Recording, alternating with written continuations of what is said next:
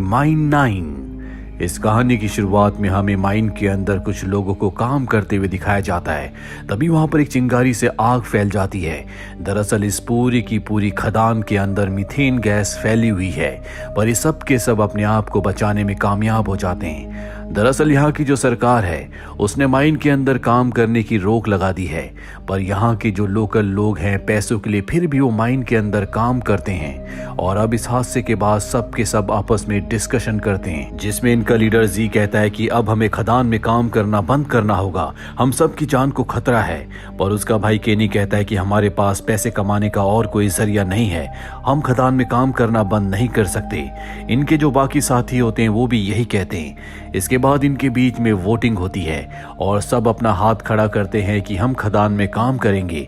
इसीलिए जी को भी अपना हाथ उठाना पड़ता है, पर वो अपने भाई केनी से कहता है कि तुम अपने बेटे को खदान में काम करने के लिए मत लाना।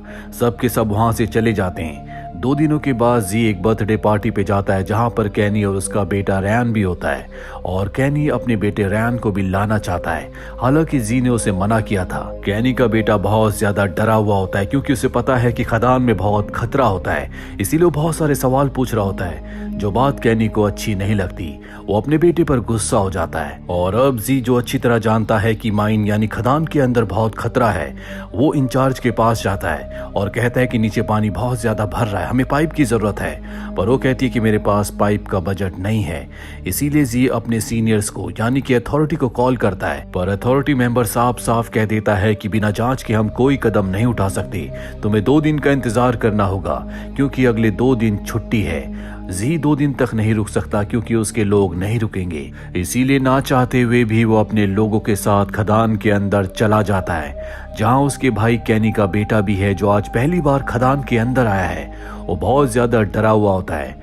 वही खदान के बाहर हमें दिखाया जाता है जहां पर बारिश का मौसम हो गया है, यानी कि तेज बारिश होने वाली है। वहीं ये सब के सब खदान के अंदर उस जगह पहुंच जाते हैं जहां पर इन्हें काम करना है। केनी अपने बेटे को यहां से निकलने के सारे रास्ते बताता है क्योंकि वो पहली बार यहां पर आया है। और अब सब के सब अपने अपने काम पर लग जाते हैं। केनी यहाँ पर ड्रिल मशीन का बहुत ज्यादा इस्तेमाल कर रहा होता है। हालांकि जी उसे ऐसा करने से मना करता है क्योंकि ज्यादा हलचल से कोई भी गड़बड़ हो सकती है, पर केनी उसकी बात नहीं मानता। वहीं बहुत ज्यादा लोड बढ़ जाने की वजह से पावर हाउस में धमाका होता है, जिससे माइन का कुछ हिस्सा नीचे जमीन में धंस जाता है। ऊपर जो इंचार्ज होती है, जो मॉनिटर के सामने बैठी होती है, वो मॉनिटर में रेड अलर्ट देख लेती है, जिससे उसे पता चल जाता है कि नीचे माइन में कुछ न कुछ गड़बड़ हुई है।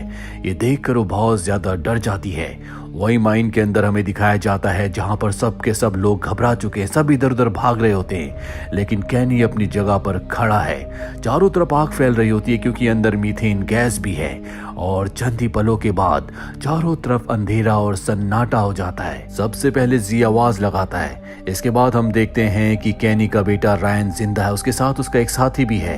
ये दोनों के दोनों केनी के पास जाते हैं, जिसकी हालत बहुत ज्यादा खराब होती है। इनके 7 लोग मारे जा चुके हैं।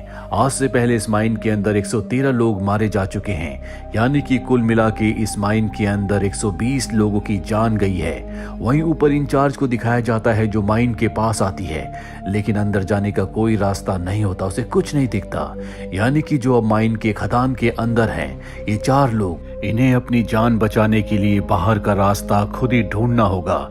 इसीलिए यहाँ से जो सबसे पास का इमरजेंसी एग्जिट होता है, ये चारों के चारों उस तरफ निकल पड़ते हैं। जल्दी ये उस गेट के पास पहुंच जाते हैं, जहां पर पहुंचकर ये डिसअपॉइंट हो जाते हैं क्योंकि धमाके में वो गेट पूरी तरह से नष्ट हो चुका है, यानी कि ये उस गेट से बाहर नहीं जा सकते।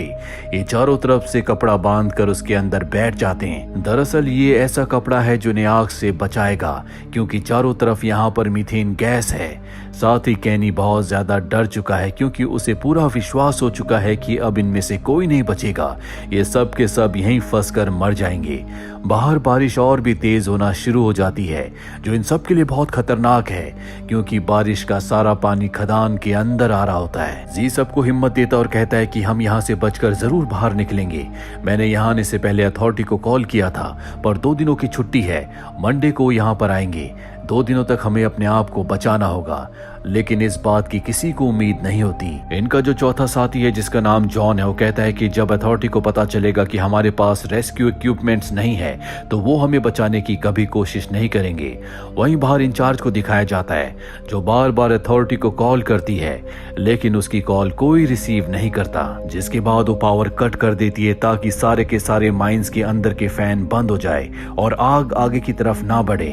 हालांकि वो ऐसा कर तो देती है, लेकिन अब धुआं अंदर ही घूमना शुरू हो जाता है और जब ये चारों देखते हैं कि इनकी तरफ धुआं आ रहा है तो ये सब मास्क पहन लेते हैं। साथ ही ये कर्टेन लगा देते हैं जिससे धुआं दूसरी तरफ चला जाता है। वहीं इंचार्ज को दिखाया जाता है जो अथॉरिटी के हेड से कॉल पर बात करने में कामयाब हो जाती है।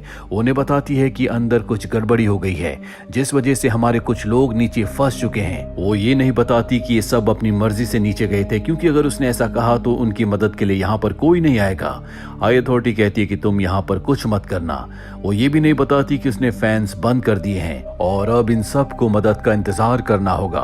वही नीचे चारों को दिखाया जाता है जिन्होंने अपने ऑक्सीजन के मास्क पहन लिए हैं, लेकिन इनके पास ज्यादा ऑक्सीजन नहीं है।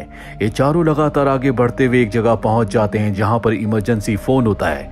ये उस फोन से इंचार्ज को कॉल करते हैं। लकीली इनका फोन लग जाता, पर इससे पहले कि ये इंचार्ज को अपनी लोकेशन बताते वहां पर माइन धंस जाती है जिसमें जॉन का पैर टूट जाता है और अब इनकी मुसीबतें और भी बढ़ चुकी हैं। पर अब इंचार्ज के पास रेस्क्यू टीम पहुंच चुकी है जो उससे कहते हैं कि हम नीचे तभी जाएंगे जब हमें ये कंफर्म हो जाएगा कि नीचे कोई खतरा नहीं है, नहीं तो ऐसे में हमारी भी जान चली जाएगी।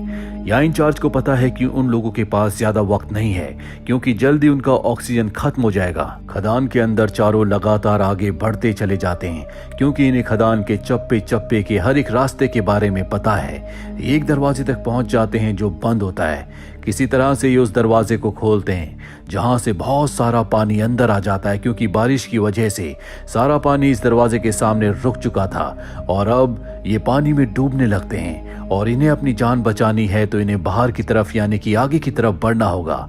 ये पानी में आगे बढ़ने लगते हैं। जॉन जिसका पैर टूटा हुआ है तभी वो एक पत्थर से टकराता है जो पानी के साथ बह रहा होता है और जॉन उसी पत्थर के साथ बह जाता है जिसमें उसकी मृत्यु हो जाती है। ये तीनों के तीनों आगे एक चेंबर तक पहुंच जाते हैं जहां पर इन्हें सांस लेने की जगह मिल जाती है। वही रेस्क्यू टीम को दिखाया जाता है जो अपने आप को एक वायर के साथ बांधकर नीचे की तरफ जा रहे होते हैं। इन्हें आगे जाने का रास्ता मिल जाता है जो एक शाफ्ट तक जाता है और शाफ्ट के दूसरी तरफ ये तीनों के तीनों लोग फंसे हुए हैं। कैनी जो अब जीने की सारी उम्मीदें खो चुका है, उसे हेलुसिनेशन होना शुरू हो जाते हैं। जी उसके पास जाता और उसे समझाता है। तभी उसका पैर एक हाथ पर पड़ता है जो इन्हीं के एक साथी का होता है जो पत्थरों की दीवार के दूसरी तरफ है। वो कहता है कि तुम्हें मेरा हाथ काटना होगा, यहाँ पर फोन है जिससे मैं इंचार्ज को कॉल कर सकता हूँ, तभी हम सब बच पाएंगे। ना चाहते हुए भी इन्हें अपने साथी का हाथ काटना पड़ता है, जिसके बाद वो टेलीफोन के पास जाता है और इंचार्ज को बताता है कि हम शाफ्ट के पास हैं, तुम्हें यहाँ पर धमाका करना होगा। हम सब की ऑक्सीजन पूरी तरह से खत्म हो चुकी है, अगर तुमने जल्दी धमाका नहीं किया तो हम सब के सब मारे जाएंगे।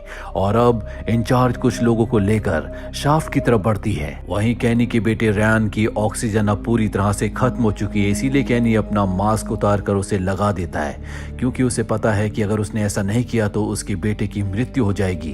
जी अपना मास्क निकालता और अपने भाई कैनी को लगा देता है, हालांकि कैनी मना करता है। जी कहता है कि ये मेरा फर्ज है, पर तुम्हें मुझसे वादा करना होगा कि आज के बाद कभी कोई माइन के अंदर काम नहीं करेगा। ये कहते कहते उसकी मृत्यु हो जाती है और अब इन दोनों की भी ऑक्सीजन खत्म होने वाली है। इनका जो दूसरा साथी दीवार के दूसरी तरफ है वो भी अब बेहोश हो चुका है। पर अब शाफ्ट के बाहर इंचार्ज कुछ लोगों के साथ पहुंच चुकी है। वो कहती है कि दीवार से दूर हो जाओ, हम यहाँ पर धमाका करने वाले हैं। लेकिन कैनी, उसका बेटा रयान और साथ ही इनका तीसरा साथी जो दीवार की दूसरी तरफ है वो उनकी आवाज नहीं सुन पाते और तभी एक धमाका होता है। इसके बाद हमें 1 साल बाद का वक्त दिखाया जाता है जहां पर हमें रैन को, उसके पिता कैनी को और इनका वो तीसरा साथी जिसका हाथ कट गया था, इन्हें एक बर्थडे पार्टी में दिखाया जाता है जहां पर जी की पत्नी भी आती है। कैनी उसके पास जाता और कहता है कि जी ने हमारी जान बचाई, अगर वो नहीं होता तो हम बच नहीं पाते।